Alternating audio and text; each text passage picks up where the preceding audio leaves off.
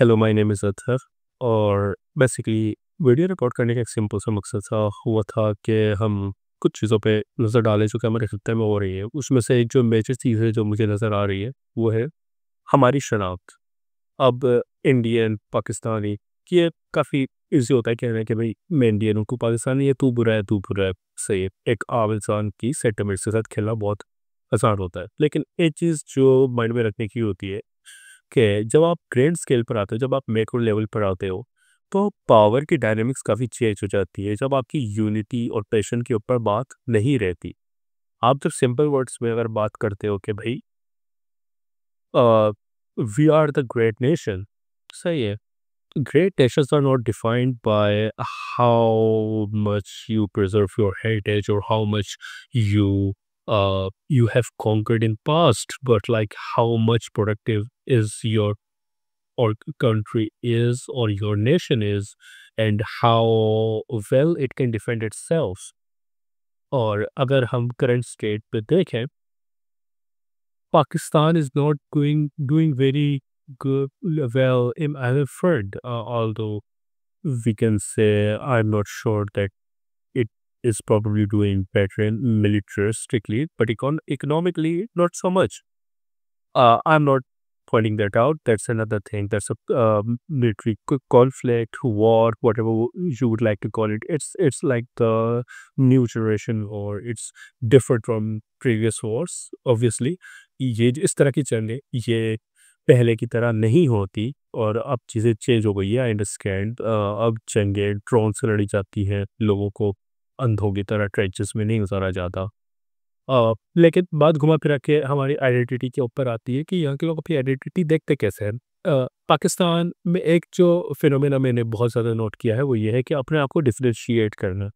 पाकिस्तानी जो लोग हैं, people of Pakistan differentiates themselves quite a lot. Like they don't like to be associated with Indians. कि वो Indians नहीं है, they never were Indians. Uh, a lot of my close friends, my personal close friends, they were Muhajirs. They Urdu speaking. They came from India, migrated to Pakistan after 1947. Their parents, their grandparents. जब मैं उनसे पूछता हूँ कि तुम लोग India में किससे वहाँ से हो, तो जब वो मुझे बताते हैं कि लाइक मैं इस शहर से हूँ, लाइक से दिल्ली से या फिर पटना से और वॉटेवर, आगे वो कहते हैं कि भाई लेकिन हमारे खानदान की रूट्स असल में जाके जुड़ती है सेंट्रल एशिया से, या फिर तुम्हारे खानदान की रूट जाके जुड़ती है अफगानिस्तान से। एक टाइम पे हम लोग अफगानिस्तान से पहले इंडिया में, तो अब इंडिया से हम वापस पाकिस्तान है, पता नहीं क्यों, लेकिन इंडिया जाके वापस पाकिस्तान है। ओके, यानी कि बेसिकली हम लोग इंडिया के नहीं हैं, हम लोग वेस्ट से हैं, हम ईस्ट से नहीं हैं। हम लोग ईस्ट में गए थे लेकिन अब हम वापस अपने घर आ गए हैं पाकिस्तान, जो कि जिसका कोई ताल्लुक इंडिया से नहीं है, और हम लोग यहाँ पर हैं और हम इंडियंस नहीं हैं। हम लोग को इंडियंस नहीं समझना, अलबत्ता हम वहाँ से आए हैं। ये सेंटिमेंट है at least majority of the Pakistanis की। उसका एक बहुत ऑब्वियस रीज़न है।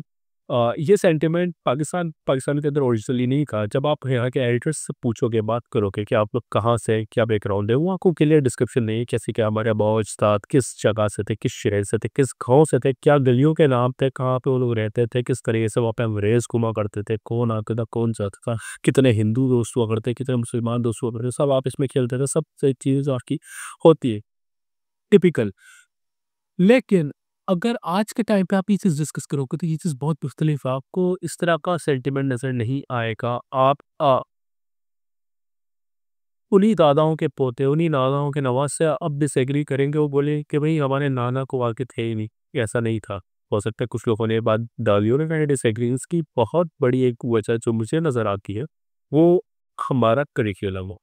जब आप अपने करिकुलम में लोगों को पढ़ाते हो कि we are not originally from subcontinent, मतलब में झूठ है, जितने भी पाकिस्तानी है सारे एटलीस्ट 95% पाकिस्तानी सारे सबकॉन्टिनेंट से ही है, exception of Baloch and Pashtun, because वो वाली साइड ज़्यादातर आपके पश्तून और बलोच रीजन्स में ज़्यादा मिल जाती है। तो अब वहाँ पे जो मेजोरिटी होता है वो ज़्यादा ग्रीको पर्शियन और सेंट्रल एशियन साइड पे ज़्यादा चले जाते हैं। तो अगर कोई पठान में से बोलता है कि भाई मैं central Asian, so I I I will believe him, but like मैं ऐसी बात नहीं कर रहा, लेकिन मेजॉरिटी जो पाकिस्तानीज़ हैं, uh, we are all South Asian, Punjabis are South Asians, Sindhis are South Asians, uh, you get my point. से मेरा पॉइंट जो यहाँ पे कहने का ये था कि आप जब आइडेंटिटी से रुख मोड़ लेते हो, तो आप अपनी आइडेंटिटी खो देते हो। अगर आप साउथ एशियन नहीं हो, तो फिर आप क्या हो? ये सवाल पाकिस्तान में तब से उठ रहा है जब से इसका क़याम हुआ। अलबत्ता उस वक़्त के जो लोग थे उनको पता था कि वो लोग क्या है, लेकिन जैसे-जैसे वो गुज़रता गया और नई-नई जनरेशन्स आगे आती गई, तो इस चीज़ का मेयार काफ़ी तब्दील होता गया, होता जा रहा है ये चीज़ तब्दील, और जो कि काफ़ी कंसर्निंग है। जब आप कभी मुताल्ले पाकिस्तान की किताब उठा के पढ़ते हो, तो उसके अंदर आप बड़ी अजीब-अजीब बातें पढ़ते हो कि पाकिस्तान का जो असली फाउंडेशन थी, वो रखी गई थी जब मोहम्मद बिन कासिम पाकिस्तान में आए थे। उससे पहले पाकिस्तान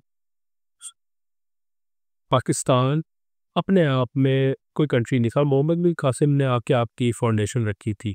सही है, फिर आपके मोहम्मद अली जिन्ना क्या रहे? सही, फिर मोहम्मद अली जिन्ना ने रखी थी, जो गाय आरबीटीजे governed Mohammad bin Qasim. Muhammad bin Qasim was a savior and Raja Tahir was the evil Sindhi who was fighting the Muslim Khilafat. Secondly, Pakistan में मुग़ल एम्पायर को काफ़ी एडमायर किया जाता है, जबकि मुग़ल एम्पायर कभी अपने आप को मुसलमान एम्पायर कंसिडर नहीं करती थी। It considered itself an Indian empire, by the way. It was an Indian empire. A lot of people have a confusion between British and Mughal because India की साइड पे भी लोग कहते हैं कि भाई ब्रिटिश और मुगल्स में कोई फ़र्क नहीं है, क्योंकि मुगल्स भी आउटसाइडर इन्वेडर थे और ब्रिटिश भी आउटसाइडर थे। एक तो इन माय ओपिनियन एक बहुत बड़ा की डिफरेंस है, वो ये है कि जो आपके मुगल्स थे, अगर उन्होंने इन्वेड करके आपको रूल करा, तो वो यहाँ पर आके रहे थे और उन्होंने या आपकी दौलत ले जाके किसी और जगह पे नहीं डाली थी। ब्रिटिश एम्पायर की डिफरेंस ये थी कि उन्होंने यहाँ की सारी दौलत निकाल के अपने ब्रिटिश आइल्स में भेज दी थी। वो जिसके बैग जो अभी करंट ब्रिटिश एम्पायर, अभी जो ब्रिटिश ब्रिटेन है, यूके, उसका बैक बोन है, वो सारा का सारा ही ब्रिटिश राज का पैसा है, यानी कि सब कॉन्टिनेंट का पैसा है, और इसको कोई वो बात नहीं है। यहाँ तक कि एक एस्टिमेटेड एक रिपोर्ट थी, उसके मुताबिक आई थिंक 45 ट्रिलियन इक्विवेलेंट मदनियात और ज़खायर यहाँ से वो लोग लूट के गए थे। हम फिर वापस अपने मुद्दे पर आते हैं, वो ये है कि भाई आपकी आइडेंटिटी क्या है? जो मेन आइडेंटिटी क्राइसिस पाकिस्तान में उठता है, वो उठता है रिलीजियस बेसिस पर, कि आपने टू नेशन थ्योरी इंट्रोड्यूस कराई। आपने बोला सामने आपकी जो डिवीज़न हुई है कॉम्स की, वो है मज़हब के बेस पर। सामने वाला हिंदू है, आप मुसलमान हो, आप दोनों 2 अलग-अलग कौमों से रहो। आप क्यों 2 अलग-अलग कौमों से रहो? क्योंकि सामने वाला बुतों की पूजा करता है, आप नहीं करते। सामने वाला गाय को पूजता है, आप कुर्बानी करते हो।